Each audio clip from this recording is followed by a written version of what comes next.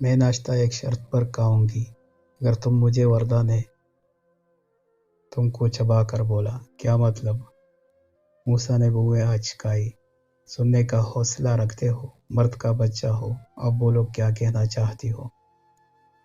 وہ تم مجھے طلاق دے دو۔ موسیٰ کا خشک آٹے کا کنستر میں جاتا ہاتھ ایک دم رک گیا اور پلٹ کر زخمی نظروں سے وردہ کو دیکھا، جس کا چہرہ ہر طرح کے جذبات سے عاری تھا۔ بے چینی سے موسیٰ کے جواب کی منتظر دکھائی دے رہی تھی۔ چند لمحے خاموشی کی نظر ہو گئے۔ بہت بڑا دعویٰ کیا تھا کہ میں مرد کا بچہ ہوں اور سننے کا حوصلہ رکھتا ہوں، اب کدھر گئی ہے تمہاری مردانگی؟ موسیٰ کی لال انگارہ ہوتی آنکھیں وردہ سے چھپی نہ رہ سکی، لیکن اپنی ضدی عادت سے مجبور اس کی آنکھوں میں آنکھیں ڈالے دے کے جا رہی تھی۔ ابھی تمہیں سانپ سونگ گیا ہے، کوکلے دعوے کیوں کرتے ہو جب تم ان پر کاربند نہیں رہ سکتے؟ موسیٰ نے خشک آٹے کو ایک طرف رکھتے ہوئے وردہ کا نازک چہرہ ٹوڑی سے پکڑ کر اوپر اٹھایا۔ جواب سننا چاہتی ہو تو سنو، جب تک میرے جسم میں آخری سانس باقی ہے میں یہ قدم کبھی بھی نہیں اٹھاؤں گا۔ سمجھ آ گئی ہے یا تفصیل سے سمجھاؤں؟ دھیما ربدار لہجہ وردہ کو کانپنے پر مجبور کر گیا۔ مرد کے بچے عورت کو بے آسرا نہیں کرتے، ان کے سر سے سایباں نہیں چھینتے، بلکہ انہیں اپنی چھت کے نیچے محفوظ پناہ گاہ فراہم کرتے ہیں۔ تم میری فکر نہ کرو موسیٰ، میرے پاس میرے ماں باپ کے گھر کی چھت تمہارے گھر سے زیادہ محفوظ ہے، جہاں پر قانون کی بالادستی ہے۔ بے شک سب سے زیادہ محفوظ پناہ گاہ وہی ہے میرے لیے۔ موسیٰ خاموشی سے وردہ کے زہر خند لہجے کو بڑے تحمل سے برداشت کر رہا تھا۔ مان لیا وردہ بیگم، آپ ساری گزارشات کو مان لیا، لیکن طلاق والی بات آئندہ آپ کی زبان سے سنائی نہ دے۔ رسول اللہ صلی اللہ علیہ وآلہ وسلم نے فرمایا، ابلیس سمندر کے پانی پر اپنا تخت بچھاتا ہے اور لوگوں میں فساد اور بگاڑ ڈالنے کے لیے اپنی چیلوں کو بیچتا ہے، اور سب سے بڑے فتنے باز کو شیطان کا سب سے زیادہ بڑھ کر قرب حاصل ہوتا ہے، اور ان میں سے ہر ایک آ کر اپنے کارنامے پیش کرتا ہے کہ میں نے فلاں جرم کروایا، اور دوسرا کہتا ہے میں نے فلاں شخص سے فلاں گناہ کروایا۔ شیطان کہتا ہے تم نے کچھ بھی نہیں کیا، لیکن جو چیلا کہتا ہے میں نے فلاں آدمی اور اس کی بیوی کے درمیان جدائی ڈال دی اور ان دونوں کے ازدواجی تعلقات کو توڑ دیا، تو اس پر ابلیس اسے اپنے قریب کرتے ہوئے اسے بغل گیر ہو جاتا ہے اور کہتا ہے تو نے بہت خوب کام کیا۔ میں اپنے گھر میں ابلیس کو خوش کرنے والے سارے رستے بند کر دوں گا انشاءاللہ۔ موسیٰ نے مانی خیز نظروں سے وردہ کو دیکھا۔ موسیٰ سکندر خان، تم اتنے عاجز آ جاؤ گے کہ میرے سامنے ہاتھ باندھ کر بولو گے کہ میری جان چھوڑ دو؟ آزما لو پیاری، دل و جان سے حاضر ہوں، دیکھتے ہیں اس محاذ پر کون ڈٹا رہے گا۔ کامیابی گھر کو آباد کرنے والے کو ملتی ہے یا پھر گھر کو اجاڑنے والا سبقت لے جائے گا؟ آپ جو بات کر رہی ہو آپ تو اس کی تے سے بھی واقفیت نہیں رکھتی ہو۔ کاف تک پہنچنے کے لیے تے، لام اور الف کا مطلب سمجھو۔ خیر چھوڑو اس بات کو، یہ موضوع تو ابلیس کا پسندیدہ ہے جس کو میں کبھی بھی اپنی چار دیواری کے اندر دخول کی دعوت نہیں دوں گا۔ تمہارے دعوت دینے کی نوبت ہی نہیں آئے گی اور چڑیا پھر سے اڑ جائے گی موسیٰ سکندر خان، اور اگر مجھے اپنی چڑیا کے پر کاٹنے پڑ گئے تو دریغ نہیں کروں گا۔ تم جیسے تنگ ذہن مرد سے یہی امید کی جا سکتی ہے۔ وہی اگر گھر ٹوٹنے سے محفوظ کرنا ہے تو حفاظتی بند تو باندھنے پڑیں گے۔ موسیٰ نے شرارت سے آنکھ دبا کر وردہ کو مزید تیش دلائی۔ اپنی آوارہ عادتوں سے باز نہ آنا۔ میرا کیا ہے، میں تو صرف ڈیٹ کی واپسی تک ادھر ہوں، بعد میں تم جانو اور تمہاری یہ خوابوں کی دنیا، میرا تم سے کوئی لینا دینا نہیں ہوگا۔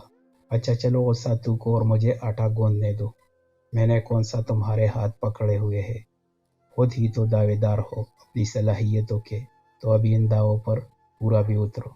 غصے میں تو اور ہی پیاری لگتی ہو، دل کی دھڑکنیں اتل پتل ہو جاتی ہے۔ یقین کرو میری پیاری سی بیگم، یہ منہ اور مسور کی دال، پھر آ گئے ہو نا اپنی پرانی آوارگی پر۔ بھئی اب ظاہر ہے اپنی 5 سالہ پرانی بیگم سے ملاقات ہو تو پھر ایسے ہی جذبات ہوں گے۔ کون سا عجیب دن تھا جب ڈیڈ نے اس نکمے تنگ ذہن کے ساتھ باندھا تھا۔ وردہ شدید نفرت میں بڑبڑا رہی تھی۔ اگر وہ دن یاد نہیں ہے تو میں یاد کروا دیتا ہوں بیگم صاحبہ، خبردار، مجھے تمہاری کوئی بکواس نہیں سننی ہے۔ جلدی سے ناشتہ تیار کرو، میں اوپر کمرے میں جا رہی ہوں، جب تیار ہو گیا تو مجھے بلا لینا۔ وردہ اس سے پہلے کچن سے باہر نکلتی موسیٰ کے مضبوط حصار نے اسے چاروں طرف سے جکڑ لیا۔ ہل کر دکھاؤ ادھر سے تو پھر دیکھنا میں کیا حشر کرتا ہوں آپ کا۔ جذبات سے لبریز لہجہ وردہ کو چند لمحوں کے لیے ساکت کر گیا۔ ہوش میں آتے ہی زور سے چلائی، چھوڑو مجھے، میرے ساتھ چالاکیاں نہ کرو، میں سب سمجھتی ہوں، تمہیں اچھی طرح سے واقف ہوں تمہارے ان اونچے ہتھ کنڈوں سے۔ یہی تو افسوس کی بات ہے، اگر واقف ہوتی تو آج یوں سر راہ تنہا چھوڑ کر جانے کی باتیں نہ کرتی۔ موسیٰ نے یہ کہہ کر وردہ کو دوبارہ کچن کے سٹول پر بٹھا دیا۔ ابھی 20 منٹ میں ناشتہ تیار ہوگا اور آپ نے بہت اچھے سے کھانا ہے۔ اوکے، وردہ نے پسر پسر رونا شروع کر دیا، جس کو موسیٰ نے جان بوجھ کر نظر کیا، اور اپنی بات کو جاری رکھتے ہوئے ساتھ ساتھ آٹے میں پانی ڈال کر گوندنا شروع کر دیا۔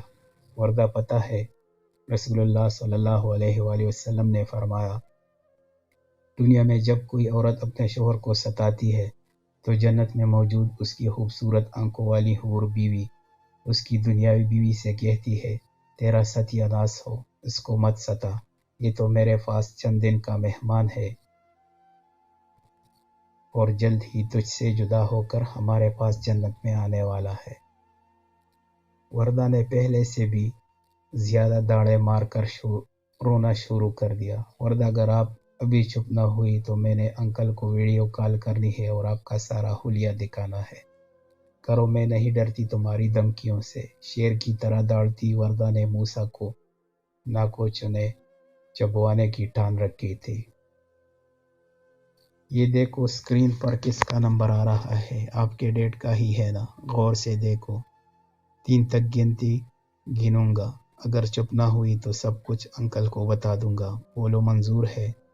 واٹس ایپ کی رنگ ٹون مسلسل جا رہی تھی۔ 1 2، وردہ آخری چانس ہے، 3۔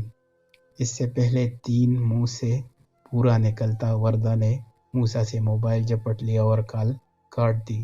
تم مجھے زہر سے بھی برے لگتے ہو موسیٰ سکندر خان۔ بہت شکریہ، نوازش ہے بیگم صاحبہ کی، کم از کم خوش نصیب زہر سے تو ملا دیا ہے۔ منہ بند کرو اپنا، ورنہ میں تمہارا سر پاڑ دوں گی۔ رو رو کر ہرنی جیسی آنکھوں کے پپوٹے سوج چکے تھے۔ موسیٰ نے عافیت خاموشی میں ہی جانی اور آٹے سے پارے ہو کر انڈوں کو پھینٹنا شروع کر دیا۔ نمک، لال مرچ ڈال کر باریک پیاز اور ہری مرچ کو چاپنگ بورڈ پر برقرفتاری سے نہایت باریک باریک کاٹ کر انڈوں کے میزے میں شامل کر کے فرائی پین میں گھی ڈال کر گرم ہونے کے لیے رکھ چھوڑا۔ جیسے ہی گھی پگھلا، ساتھ ہی سارا میزہ ڈال کر آنچ ہلکی کر دی، دوسری طرف پراٹھوں کے لیے توا چڑھا دیا۔ یہ ساری کارروائی وردہ بہت بے دلی سے دیکھ رہی تھی۔ شدید بھوک سے پیٹ میں بھی مروڑ اٹھ رہے تھے، ورنہ کبھی بھی اس شخص کے ہاتھوں کا بنا نہ کھاتی۔ کاش اس وقت کچھ پکانا سیکھ لیتی تو آج یوں محتاج نہ ہوتی، وہ بھی اس آوارہ مزاج کے سامنے۔ ڈیڈ نے کبھی کسی کام کو ہاتھ لگانے کی اجازت ہی نہیں دی تھی، اتنے لاڈ اور پیار سے پالا پوسا اور اس کن ذہن کے حوالے کر دیا۔ دماغ میں سوچوں کے تانے بانے بنتے بنتے آنکھیں چغلی پہ دوبارہ اتر آئی۔ کہا گئی اس کی میں میری تمناؤں کو، وہ شخص میری خواہشوں کا قاتل نکلا، جبکہ موسیٰ پوری دل جمی کے ساتھ پراٹھوں کی تیاری میں مشغول تھا۔ مگر پھر بھی بائیں جانب بیٹھی وردہ کی کوئی بھی حرکت اس سے پوشیدہ نہ تھی۔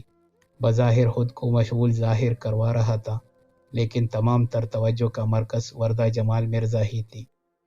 دل مکمل طور پر اس کی طرف کھینچا جا رہا تھا۔ اتنی توہین کے بعد بھی موسیٰ کے دل میں رتی برابر نفرت نہ ابھری۔